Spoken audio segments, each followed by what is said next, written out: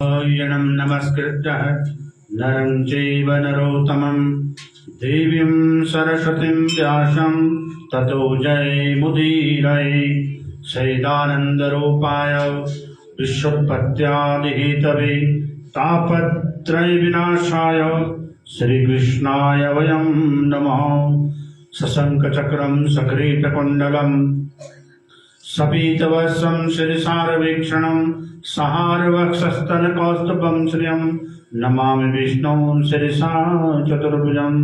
बोल श्री कृष्ण भगवान की, राधा रानी एकादशी मैया की जय। जय श्री राधे, जय जय श्री राधे, जय जय श्री राधे। सबसे पहले तो आपको एकादशी के साथ आज पौष संक्रांति भी है। आज से भगवान सूर्य नारायण 1 महीने तक धनु राशि में रहेंगे और धनु राशि में रहने से इसे खर मास भी बोलते हैं। खर मास का तात्पर्य है भगवान सूर्य नारायण अपने 12 महीने अपने जो उनके वाहन रहते हैं वो घोड़े रहते हैं, अश्व, लेकिन इन खर मास में उनको विश्राम दे करके कहते हैं कि वो उनकी सवारी करते हैं। किसकी? गधों की सवारी करते हैं या उनके वाहन वो बनते हैं। तो एक हर मास में ज्यादातर कहते हैं जो शुभ कार्य होते हैं, शास्त्र का प्रमाण नहीं लेकिन लोकाचार के अनुसार कि इसमें शुभ कार्य ज्यादातर बंधे होते हैं। और साथ ही आज पौष मास के कृष्ण पक्ष की एकादशी भी है। आइए आप सबको एकादशी के साथ संक्रांति की बहुत बहुत शुभकामनाएं। और आज इस एकादशी की कथा का हम आज महात्म्य सुनते हैं।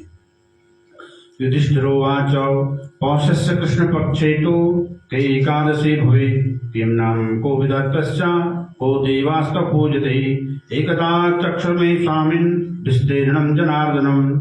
कि हे भगवान, श्री युधिष्ठिर महाराज जी कह रहे हैं, हे भगवान, हे प्रभु, आपने मुझे मार्गशीर्ष मास के शुक्ल पक्ष की एकादशी का महात्म्य बताया। अब कृपा करके मुझे पौष मास के कृष्ण पक्ष की जो एकादशी है उसका नाम बताइए, उसका क्या महात्म्य है, उसमें किस भगवान की पूजा की जाती है, उसका सविस्तार बताइए। तो भगवान धर्मराज युधिष्ठिर के कहने पर भगवान नारायण कह रहे हैं, श्री भगवान उवाच कथयिष्यामि राजेन्द्रं भगवतं स्नेह कारणात् तथा तुष्टेन मे राजन् कर्तुमिच्छामि दक्षिणं यदा तुष्टि भवेत् नामम् एकादशं व्रतेन वा तस्मात् सर्वप्रयत्नेन कर्तव्यो हरिवाश्चरौ। पौषस्य कृष्णपक्षे च त्वं द्वादशीया भुवि नृपौ तस्याचैव महात्म्यं शृणु प्रियवानमानसौ। भगवान कह रहे हैं, हे धर्मराज जी, आपने बहुत उत्तम बात पूछी है। पहले तो एकादशी के व्रत का महात्म्य बताते हैं कि एकादशी जब व्रत लेना हो तो उसमें कहते हैं हमें द्वादशी के दिन सायंकाल को, दशमी के दिन सायंकाल को अल्प भोजन करना चाहिए और एकादशी के दिन निराहार रह करके द्वादशी में इसका पारण करना चाहिए। अब जैसे कि कल दशमी को यानी कि 14 तारीख को एकादशी प्रारंभ हो चुकी थी 6:51 से, यानी कल से एकादशी शाम को प्रारंभ हो चुकी थी और आज पूरे दिन है। शाम को रात को 9:50 के करीब एकादशी रहेगी। उदयकालिक तिथि होने से एकादशी व्रत आज सभी के लिए मान्य है, वो चाहे वैष्णव हो चाहे वो स्मार्त लोग हो। और इसका द्वादशी जो पारण है आप कल प्रातः 7 बजे से लेकर के 9 बजे के बीच इस व्रत का पारण कर सकते हैं, व्रत को खोल सकते हैं। अब आते हम कथा का विधान कि जितने भी एकादशियां हैं, 24 एकादशियां हमारे सनातन धर्म में आती हैं और अधिक मास लग जाए तो या फिर खर या मल मास लग जाए तो उसमें 2 एकादशियां और बढ़ जाती है। इनको मिला करके 26 एकादशियां आती हैं और प्रत्येक एकादशी का अपना अपना महत्व है। उसमें हम जब ब्रह्म मुहूर्त में उठते हैं, स्नान आदि क्रिया से निवृत्त होकर के भगवान नारायण का षोडशोपचार पूजन करते हुए सबसे पहले उनका स्नान कराएं। स्नान के बाद भगवान को नूतन वस्त्र धारण कराएं और तत्पश्चात भगवान को चंदन का लेप करते हुए विधि पूर्वक से भगवान का पूजन करें। एकादशी की कथा सुने, विष्णु सहस्त्र नाम का पाठ करें, गीता का पाठ करें और साथ ही भगवान का जो अष्टाक्षर और द्वादक्षर मंत्र है उन मंत्रों का भी जाप करें। और कोशिश करें एकादशी के दिन रात्रि जागरण का कितना महत्व है। रात्रि जागरण का जो महत्व है यही इस कथा में आएगा। और अब ये विधान है और कोशिश करें कि कथा के दिन, व्रत के दिन व्यर्थ की वार्तालाप से बच कर रहें, सिर्फ भगवान के नाम का स्मरण करें। अब कथा आती है, भगवान नारायण कह रहे हैं, भगवान की जो एकादशी है औसस्य कृष्ण पक्षीया सफला नाम नामतो नारायणो अधिदेवस्य पूजते प्रयततम पूर्णे विधानम च राजनम कर्तव्य एकादशी जने नागानम जता शेषे पक्षिणाम गरुणस्तथा। भगवान नारायण कह रहे हैं, भगवान कृष्ण कह रहे हैं, ये जो एकादशी है पौष मास के इस कृष्ण पक्ष की एकादशी है, इस एकादशी का नाम क्या है? सफला नाम की एकादशी है। हमें जीवन में निरंतर असफलता प्राप्त हो रही है, हमारे कार्य नहीं बन रहे हैं और हम अगर इस एकादशी का व्रत करते हैं, श्रद्धा पूर्वक से व्रत करते, तो निश्चित ही हमको सफलता प्राप्त मिलनी शुरू हो जाएगी। चाहे वो घर है, चाहे वो घर से बाहर है, चाहे वो व्यापार है, चाहे वो हमारा कार्य क्षेत्र है, नौकरी है और कोई भी कार्य है, अगर हम सफला एकादशी का व्रत विधि पूर्वक से करते हैं तो हमको कहते हैं निश्चित ही उसमें सफलता प्राप्त मिलती है। लेकिन व्रत में कहते हैं श्रद्धा और भक्ति का होना बहुत जरूरी है। खाली भूखे पेट रह करके व्रत करने का कोई औचित्य नहीं रहता है। हमें जब तक उस व्रत का विधान पता नहीं है, हम जब व्रत कर रहे हैं तो तब तक उस व्रत को लेने का कोई औचित्य नहीं रहता है। हमारी भगवान के प्रति अटूट श्रद्धा होनी चाहिए और जब हम व्रत करते हैं तो कोशिश करें कि व्रत की अनर्गल वार्तालापों से बचें और भगवान का भजन करें, क्योंकि कलियुग केवल नाम आधारा, सुमिर सुमिर नर उतर ही पारा। भगवान का भजन ही सबसे बड़ी बात है। एकादशी का व्रत लेने से उसकी प्राप्ति होती है। तो भगवान श्री कृष्ण कह रहे हैं सफला ये नाम या प्रोक्तम च तस्या पूजविदं क्षणं हरेषां भुजते कालादेशोद्भयेष्वं नारी कलेफलं शुद्धे तथा य बीजपूरकं जम्बोदीतामेशं च तथा पूंगी फलम्रेव च। भगवान को अनेक प्रकार के फलों का भोग लगाएं और विधि पूर्वक से भगवान का पूजन करें। अब में ये तो विधान आया, अब कहते हैं कि अनेक जन्म जन्मांतरों के पाप भी इस एकादशी से संपन्न हो जाते हैं, वो पूर्ण हो जाते हैं।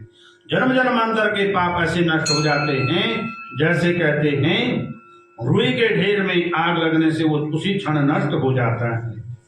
हे धर्मराज जी, इस व्रत की कथा का मैं तुम्हें विधान बताता हूँ। मास्मति राजेन्द्र चत्वार्य भूतुता तेषां मदित्योदिष्टं च महापापयुक्तं च। कि चंपावती नगरी में माहेश्वती नाम के एक राजा थे। उनके 5 पुत्र हैं। ज्येष्ठ पुत्र बड़ा ही दुष्ट और व्यभिचारी है। वो ब्राह्मणों से द्वेष करता है, संतों से द्वेष करता है, भगवान से द्वेष करता है और रात दिन उल्टे कार्य को करने से राजा भी उससे बहुत दुखी हो गए। एक दिन राजा ने उसे अपने राज्य से निकाल दिया और वो क्या करता है, अपने नगर के बाहर एक पीपल का वृक्ष है, उसके नीचे रात दिन रहता है। वहीं पे जंगली जानवरों को मार करके उनका मांस भक्षण करता है और अपना जीवन यापन करता है। एक समय ऐसा आ गया कि उस लुम्बक को शरीर में शीत ऋतु है। देखिए आजकल शीत ऋतु चली हुई है, कितनी ठंड है, आदमी का शरीर ठंड से कांप जाता है। तो उस दिन क्या हो गया, उसको कुछ नहीं मिला खाने को। 10वीं की तिथि थी वो, और वो बेहोश होकर के रात्रि में वहीं पे पड़ा रहा। सुबह भगवान सूर्य नारायण जब उदय हुए तो उदय होने पर सूर्य भगवान ने उसकी जब किरणें उस पर पड़ी तो वो मूर्छा से उसकी जो शरीर में जो ठंड थी उससे वो थोड़ा उसको होश आया। इधर उधर से फल इकट्ठा किए, उन फलों को देव योग से एकादशी थी उसने सबसे पहला भगवान को भोग लगाया, भगवान का नारायण का नाम लिया और तत्पश्चात स्वयं भी फल खाए।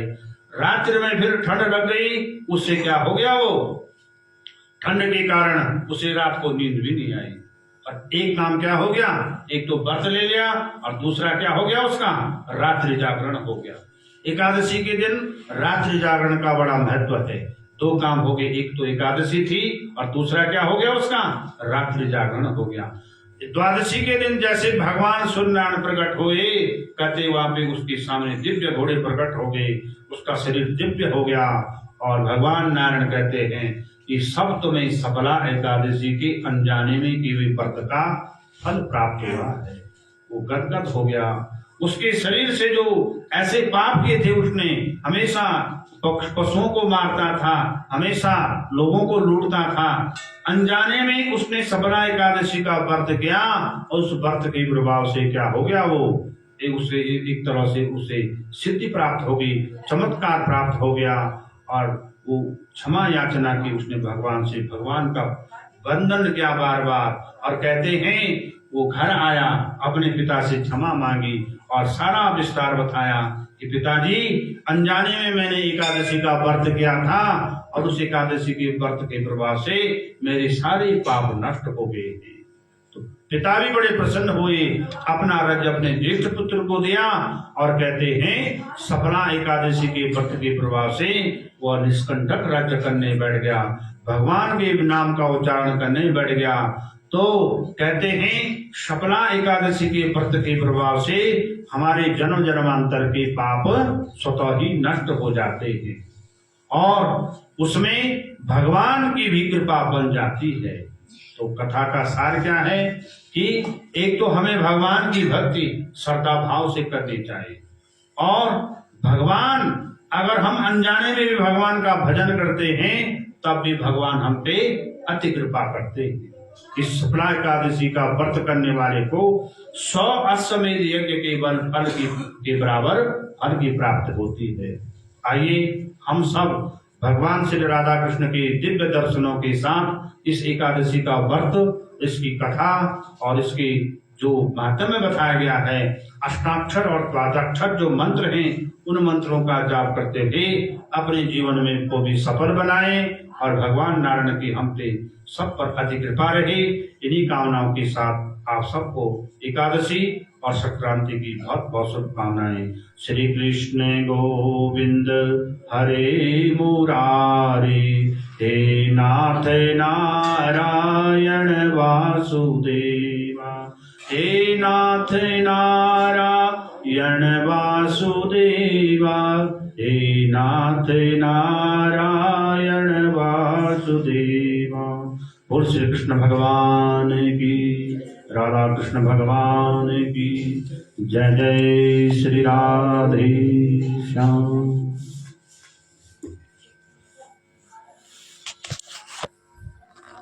धन्यवाद। धन्यवाद आपका। ठीक है,